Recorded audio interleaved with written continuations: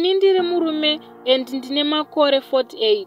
Nhamo yakati yanditamba tsvina, ndikafunga kunoromba. Ndakaenda kuChipinge kwandainge ndaudzwa neshamwari yangu. Ndakaenda ndikasvika zvakanaka. Ndakaona iri n'anga yechikadzi, asi yakanga yati kurei. Ndakavaudza nyaya yangu, vakati zvidiki, bhati zvinoda munhu akashinga uye ane hana.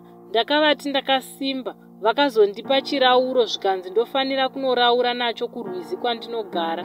Hove yandinotanga kubata ndaizoenda nayo kwavari voigadzira. Ini ndobva ndatanga kuitawo mari.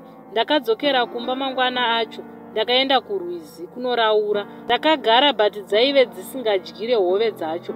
Ndakaramba ndiripo ndopandakazoona chirauro chakudhonza zvekuda kupinda mumvura.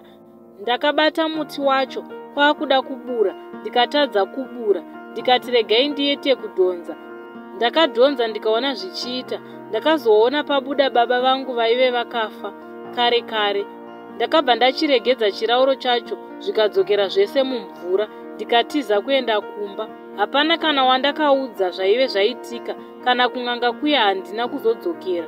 Ndaakutya, bhati iye zvino ndinorota baba vangu vakafa vachinditi ko wadarirei kuda kuita mari neni. Ndakakutadzirei? Inga ndakakurera ukakura wani, ndisiye ndizorore murugare. Ndashaya kuziva kuti ndodii. Ndodzokera kun'anga here? Bhati ndaakutya chirauro chavo chakasara kudziva. Ndapererwa vadikani, ndokumbirawo kubatsirwa. Ndotenda kune vachabatsira. Ini mari yekuromba handichaide, kutaura chokwadi.